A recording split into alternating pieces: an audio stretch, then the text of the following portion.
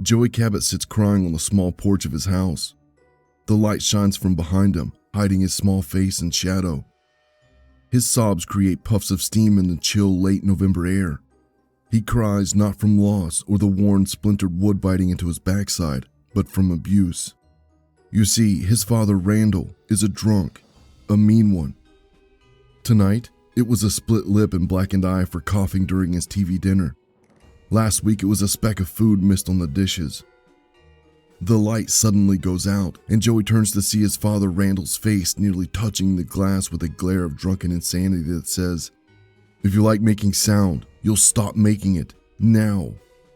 No question left in this message. In terror at the madness looking through the glass, Joey sprints away, the sudden massive intake of cold air stinging his lungs. Behind him, the door bangs open, and he realizes that if he doesn't get away, he'll die tonight. Tearing his way through the woods, Joey can hear his father's heavy, stumbling footfalls following. Luckily, Joey can navigate the woods much faster thanks to being small for a 9-year-old and not hopelessly drunk. The thorns and stickers of a bush cause him to cry out in fear as they snag his shirt. He feels no pain in this, only more terror as he hears Randall approaching quickly. Finally, breaching the woods, Joey enters the pumpkin patch.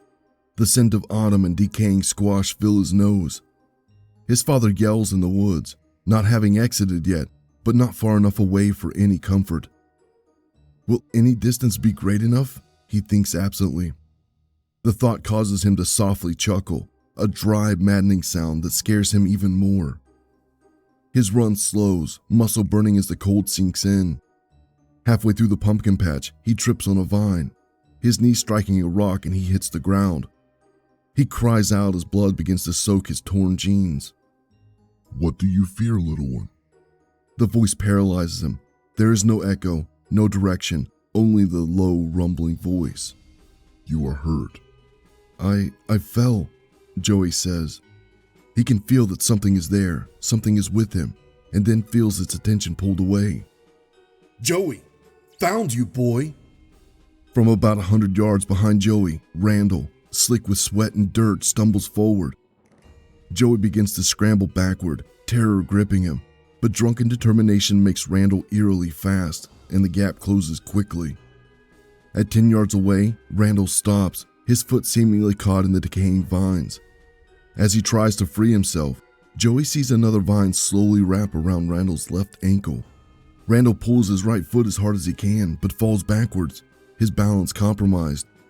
Sitting up, Joey sees his father struggle, trying to rise, but vines gripping his wrists. "Help me, boy, get me loose," Randall pleads. Joey moves away. Randall has pulled this trick too often.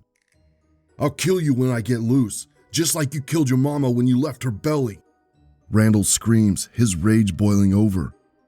As Randall struggles to free himself, a shifting sound grabs Joey's attention. A large pumpkin a few feet away gently rocks in the dirt. The shell splits and lengthens, and 2 protrusions pierce the top. 2 of the cracks open, a dark hollowness inside. And then, a very thin, small, brilliant orange light appears in each. The pumpkin slowly lifts on a neck made of vine, the jagged pumpkin shell mouth falling slightly open, bits of clinging root and fiber hanging out. The protrusions grow into magnificent, grotesque antlers, the sinuous guts of the pumpkin dangling from them. The mouth stretches until it seems like it stretched over the skull of a massive dog. Legs of vine pull from the dirt, followed by ribs, large haunches, and a tail. The skeletal form of the creature is the size of a cow, but distinctly canine in shape.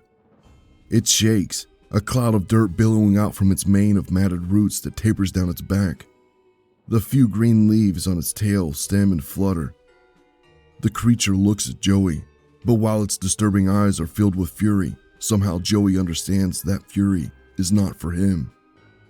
As the creature turns its vengeful, piercing gaze, Randall finally realizes they are not alone. "What in the fuck is that?" he breathes.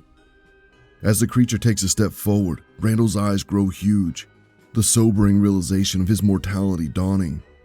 He screams and struggles, the vines cutting into his flesh as his bladder releases. The creature bides its time, moving slowly, seeming to relish in Randall's fear. Its head lowers, the antlers raking the dirt, plowing a series of symmetrical lines. In an almost ritualistic fashion, it circles Randall, leaving the plow marks in its wake. The creature then stands over Randall, regarding him. It is evident that it finds him wanting. "What are you?" Randall screams. I am your winter. The beast lowers its antlers, pressing them slowly into Randall's chest. Randall never manages to scream. The rising is choked off by his blood. Joey wants to look away as the beast does its work, but finds he cannot. This creature is his savior. Its gnarled form twists and shakes free, Randall's blood appearing black in the moonlight. With a sudden stiff wind on the previously still night, the creature blows away into dust.